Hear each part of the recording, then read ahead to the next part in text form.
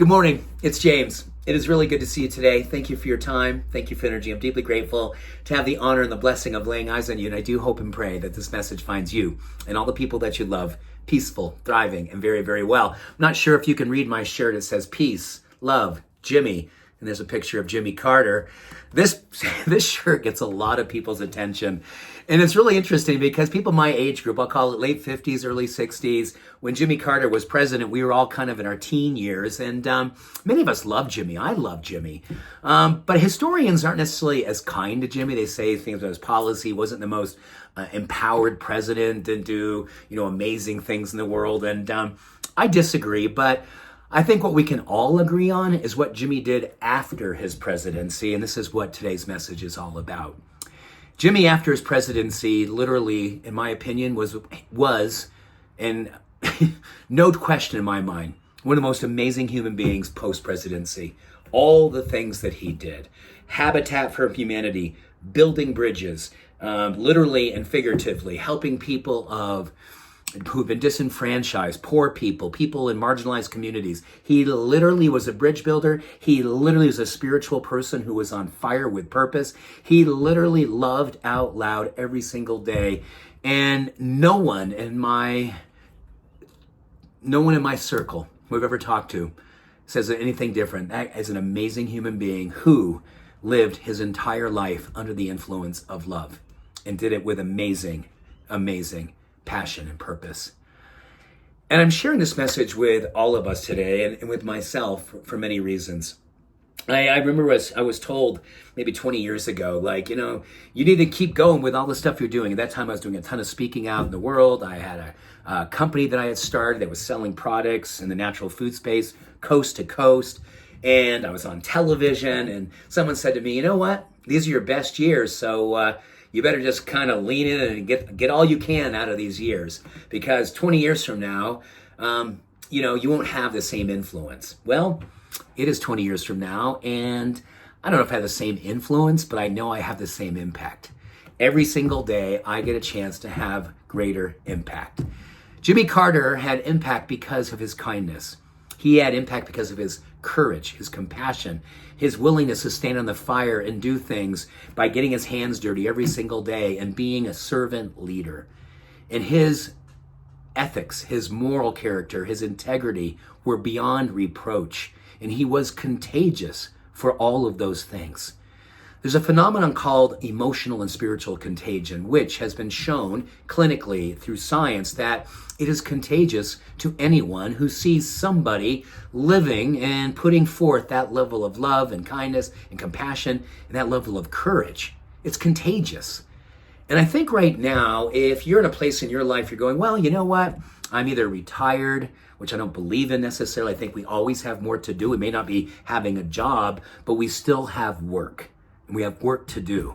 And if you're in a place where you're doing your great job right now, where you're thinking, man, I could like to make some more impact.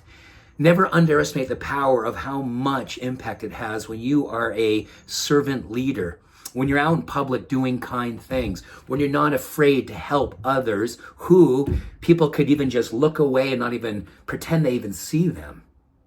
You look towards those people, those human beings, and you are as kind and as compassionate, as connected, as present as you possibly can be. And if there's something you can do for those people, you absolutely do what you can.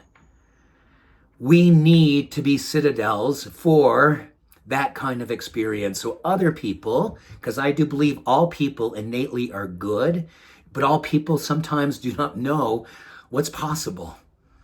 I remember when I was a little boy in the late 60s, and I used to hear about the counterculture, which was kind of this whole idea that they were counter to popular culture. The popular culture at that time was this big machine of politics and certain things that hippies and love seekers and people who were leaving the cities to get back to the land were the counterculture. And they wanted to spread love, and they wanted to spread peace, and they wanted to spread good. And people would say, well, that didn't last, or that didn't work so well. Well, maybe it did work to the degree that we can look at it back and say, hey, counterculture. What could we do counter to popular culture right now? Because popular culture has us versus them. Popular culture has dehumanizing going on a epidemic level. Counterculture has hate and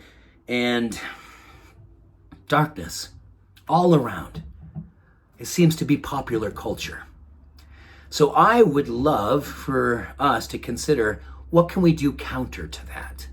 How can we be counter to that culture and create a culture of love, acceptance, openness, vulnerability, caring, kindness, and everything that we know is contagious to others, and maybe just becomes popular culture.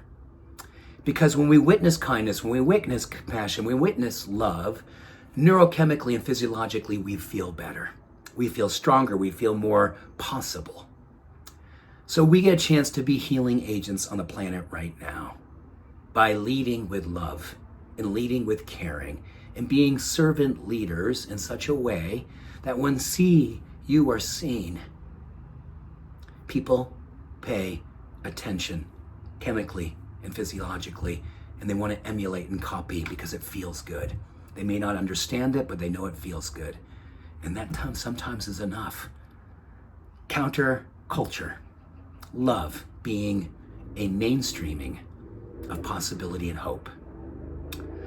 Perfect time for us to consider the power of what we all can do when, as Margaret Mead once said, never underestimate the power of a few people who have decided they want to change the world.